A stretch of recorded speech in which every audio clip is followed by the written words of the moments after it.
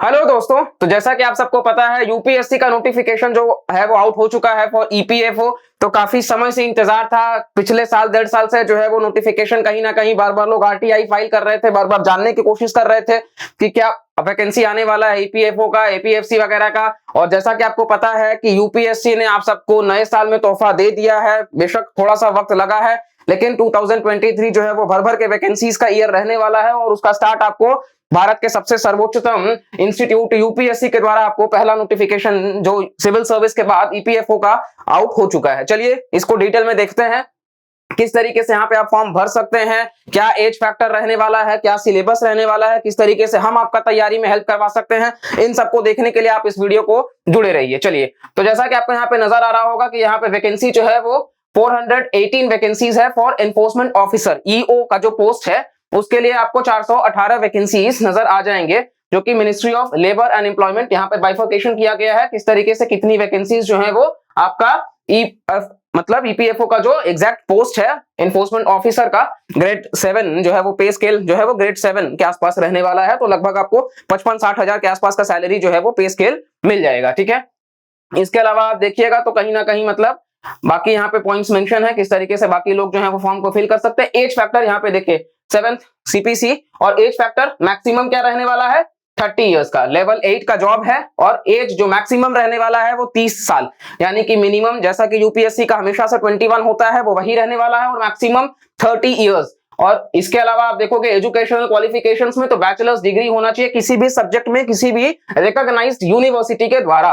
ठीक है, तो ये कहीं ना कहीं मतलब कोई परसेंटेज का क्राइटेरिया नहीं है कि 50% 60%, लेकिन हाँ आप ओवरऑल में देखोगे तो आपके पास में फॉर्म भरते समय बैचलर्स डिग्री जो है वो होना चाहिए। ठीक है, ये रहने वाला है। इसके अलावा आप देखोगे तो ड्यूटी यहाँ पे दिया गया किस तरीके से आपका जो काम रहेगा वो अकाउंट्स वगैरह को लेकर के, कैश वगैरह, पेंशन वगैरह का चीजों को लेकर के रहेगा।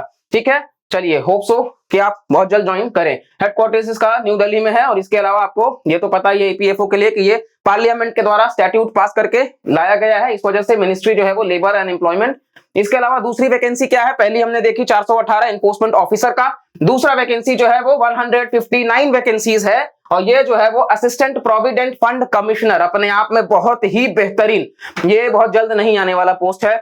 तो जितने भी लोग जो है वो बहुत बड़े सपने हैं हमारे, हम कहीं ना कहीं बहुत ऊंचा अपने आप को लाइफ में देखना चाहते हैं, ये वो बेहतरीन पोस्ट है, ये वो बेहतरीन अपॉर्चुनिटी है जिसको गंवाना नहीं है। ठीक है, तो ये कहीं ना कहीं आपको देखने को मिल जाएगा कि यहाँ पे टोटल 159 जो है वो वैकेंसीज है, जिसमें से यूआर का 68 है, बाकी का बाइफर्केशन आप देख सकते हो। ओवरऑल आप देखोगे तो कहीं ना कहीं यहाँ पे बाकी पॉइंट्स जो है वो मेंशन है। इसके अलावा यहाँ जो आप देखोगे ये ग्रुप ए, तो ये परमानेंट पोस्ट रहने वाला है और ग्रुप ए जैसे आईएएस आईपीएस जो ग्रुप ए में आते हैं वैसे ये ग्रुप ए का पोस्ट रहने वाला है। इसके अलावा आप देखोगे तो लेवल 10 का पे है, यानी कि यहाँ पे सैलरी आपको मिलते मिलते लगभग 1 लाख का अमाउंट जो है 6 डिजिट सैलरी जो है वो आपके महीने में हर महीने जो है वो बैंक अकाउंट में ट्रांसफर होगा, क्रेडिट होगा। तो एंजॉय करना है, उसके लिए बस जम के पढ़ना है। और इसके अलावा आप देखोगे तो 7th सीपीसी ये भी है। एज मैक्सिमम यहाँ पे 35 साल है, तो जिनका उम्र 35 इयर्स तक का जो है उससे कम में है वो इस फॉर्म को भर सकते हैं। एनफोर्समेंट ऑफिसर में 30 साल का था, यहाँ पे 35 साल का है।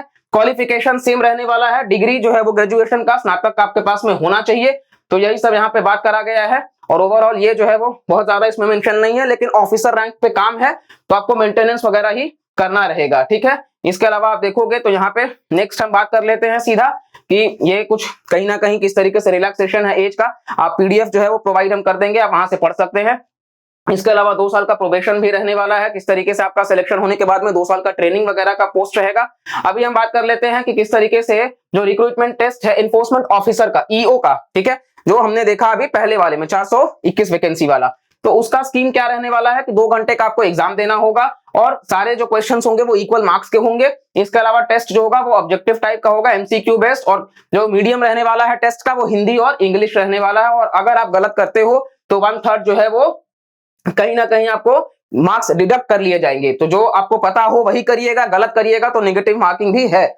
सिलेबस की बात कर लेते हैं तो ब्रॉडली यहाँ पे यूपीएससी ने बता दिया है कि जनरल इंग्लिश, आपको इंग्लिश यहाँ पे पूछा जाएगा। अभी वो जनरल इंग्लिश में आपको पता ही है सिनोनिम्स, एंटोनिम्स, पैराजंबल वगैरह, कॉम्प्रीहेंशन वगैरह, ठीक है, तो वो सब हमको पढ़ना पड़ेगा। इसके अलावा हिस्ट्री की बात कर ले तो इंडियन फ्रीडम स्ट्रगल, फिर करंट इवेंट्स और डेवलपमेंटल इश्यूज यानी कि करंट अफेयर्स वगैरह, इंडियन पॉलिटी और इकोनॉमी काफी इंपॉर्टेंट, जनरल अकाउंटिंग प्रिंसिपल्स वगैरह, किस तरीके से इंडस्ट्रियल रिलेशंस और लेबर लॉज इंपॉर्टेंट है, क्योंकि काम आपको उसी चीज का करना है, तो आपको वो चीज कहीं ना कहीं मतलब देखना पड़ेगा कि आपको वो क्लियर होना चाहिए, ठीक है।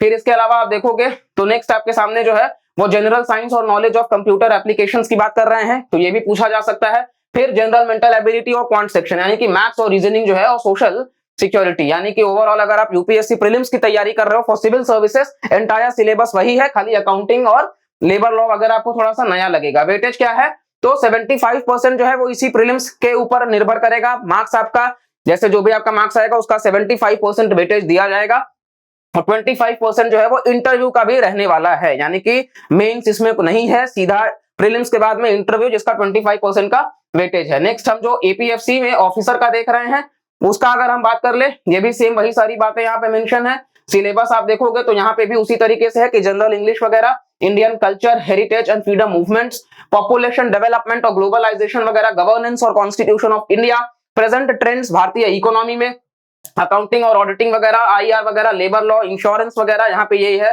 कंप्यूटर एप्लीकेशंस के ऊपर बेसिक नॉलेज होना चाहिए, और general science, elementary mathematics, statistics और सोशल सिक्योरिटी भारत में किस तरीके से है वो चीजें आपको पता होना चाहिए। तो यहाँ पे कहीं ना कहीं कंप्यूटर एक नया जो सब्जेक्ट है वो आपको ऐड होता नजर आएगा, बाकी सारी चीजें लगभग सिमिलर है। यहाँ पे भी वेटेज 75-25 का ही है, ये कुछ सेंटर्स है, आप इसको अपने हिसाब से देख सकते हो, ठीक है।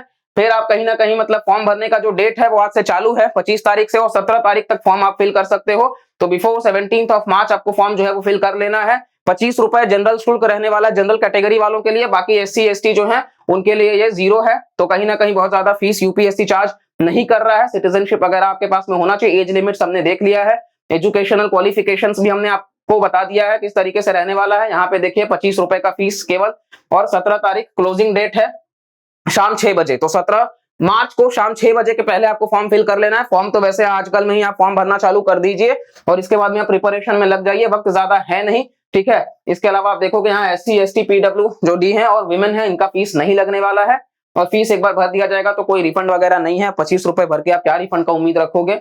इसके अलावा आप देखोगे तो कहीं ना कहीं मतलब एज रिलैक्सेशन गवर्नमेंट एम्प्लॉइज के लिए है, वो भी आप अपने हिसाब से देख सकते हैं। फिर हम कहीं ना कहीं आपको सीधा का सीधा ओवरऑल मोटा मोटा जो है वो हमने देख लिया है। हाउ टू अप्लाई में आप देखिए तो यूपीएससी के ऑफिशियल वेबसाइट पे आप जाकर के www.upsconline.nic.in आप वहां से फॉर्म को अप्लाई कर सकते हो। इसके अलावा आप देखोगे तो यहाँ पे आपको अपलोड किसी भी तरीके का डॉक्यूमेंट नहीं करना होगा, सिर्फ फोटोग्राफ, सिग्नेचर और आइडेंटिटी प्रूफ जब आप फॉर्म को फिल कर रहे हो, सिर्फ इन्हीं को अपलोड करना, इसके अलावा आपको कुछ अपलोड नहीं करना होगा। और बाकी आप अपना नाम वगैरह, ईमेल एड्रेस सही से भरना, मोबाइल नंबर वगैरह, क्योंकि उसी के फॉर्म में आपको स्पेशली ईमेल के फॉर्म से आपको कांटेक्ट किया जाएगा। इसके अलावा आप देखोगे तो यहाँ एग्जाम डेट वगैरह का तो मेंशन नहीं है। ओटीआर प्रोफाइल पे मॉडिफिकेशंस आप 7 दिन में कर सकते हो। बाकी जो है वो कैंडिडेट्स कहीं ना कहीं सबमिशन मतलब उनको कमीशन के पास जाने की जरूरत नहीं होगी, ठीक है। इंटरव्यू के लिए उनको जिस तरीके से जो भी होगा वो बुलाया जाएगा। बाकी जो शॉर्टलिस्टेड रहेंगे उनका रिक्रूटमेंट वगैरह, डॉक्यूमेंट वेरिफिकेशन की बात, और 10th वगैरह का लेकर के यहाँ पे है कि नाम जो रहना चाहिए वो 10th के सर्टिफिकेट को माना जाएगा। तो यही सब बातें यहाँ पे मोटा मोटा है। बाकी किसी का अगर शादी हो चुका है तो किस तरीके से उसका पति का पासपोर्ट वगैरह का, बाकी रीमैरिज अगर है तो वो सारा डाइवोर्स वगैरह का, ये सब यहाँ पे यूपीएससी ने मेंशन किया है। और अगर किसी मिस कंडक्ट में आप पाए गए हो उनसे रिलेटेड भी है। तो ओवरऑल ये पूरा का पूरा जो है वो पीडीएफ है आपके सामने। मोबाइल फोन स्ट्रिक्टली अलाउड नहीं रहने वाले हैं। तो ये कहीं ना कहीं मतलब आप देख सकते हो पार्ट 1 पार्ट 2 दो तरीके से होगा, फॉर्म आप फिल कर सकते हो। फोटोग्राफ का साइज वगैरह 300 केबी से ज्यादा का नहीं होना चाहिए सिग्नेचर का, ठीक है। और इसके अलावा 20 केबी मतलब मिनिमम 20 केबी मैक्सिमम 300 केबी बस। इसके अलावा आप अपना आधार कार्ड, पैन कार्ड वो सब आप दे सकते हो, वही यहाँ पे मेंशन है। और ये पूरा का पूरा जो था वो हमारा इंपॉर्टेंट इंस्ट्रक्शंस था एप्लीकेशन फॉर्म को लेकर के। बाकी रही बात कहीं ना कहीं मतलब ये कुछ एग्जाम का इस तरीके से रहने वाला है। ओएमआर शीट वगैरह तो इस तरीके से आपको ओएमआर शीट भी कई लोग बहुत गलत भर देते हैं, तो वो आप मतलब आराम से भरिए। एग्जाम का तो अभी डेट कुछ ये नहीं है, लेकिन हाँ अगर आप देखोगे तो कहीं ना कहीं बहुत ज्यादा वक्त यूपीएससी लेता नहीं है। तो 2-3 महीने 4 महीने के अंदर अंदर जो है वो एग्जाम जो है वो लिया जा सकता है आप सबसे। तो सिर्फ अब पढ़ाई में लग जाना है और इस लाभ जो दिया गया यूपीएससी के द्वारा इसको भर के लेना है। बाकी आपको ये पूरे के पूरे टॉपिक्स को पढ़ने में कहीं से कुछ दिक्कत आता है तो आप अभिजन इंस्टीट्यूट से जुड़ करके अपने जीएस की तैयारी को और स्ट्रॉन्ग बना सकते हो। यहाँ एजुकेटर्स जो है वो मिलकर के आपको और बेहतर कहीं ना कहीं बनाने की पूरी कोशिश करेंगे, और हम हमेशा ये कोशिश करेंगे कि आप कहीं ना कहीं एक ऑफिसर बनकर के निकलो, ये जो यूपीएससी का रेप्यूटेड जॉब आया है उसको सबको लेना है और कहीं ना कहीं लगातार तैयारी जो है वो अपनी जारी रखनी है कि हम इस साल जो है वो सक्सेस ले करके रहने वाले हैं, क्योंकि अगर इस साल नहीं तो किसी साल नहीं, क्योंकि अगले साल चुनाव होने वाला है तो वैकेंसी लगातार रहने वाली है। सिर्फ इंस्टीट्यूट से आप जुड़े रहिए, कहीं ना कहीं हमारा यूट्यूब चैनल के वीडियोस को भी आप फॉलो करते रहिए, करंट अफेयर्स का, बाकी चीजों का, हम नए नए इनिशिएटिव्स के साथ में आप सबसे बहुत जल्द और वीडियोस के साथ में जुड़ेंगे। तो उस चीजों के लिए बस वीडियो को लाइक करिएगा, कमेंट करिएगा, चैनल को सब्सक्राइब करिएगा और फर्दर कंटेंट के लिए आप चैनल से जुड़ सकते हैं और इंस्टीट्यूट से जुड़ सकते हैं। तब तक के लिए bye bye, take care and thank you. जय हिंद।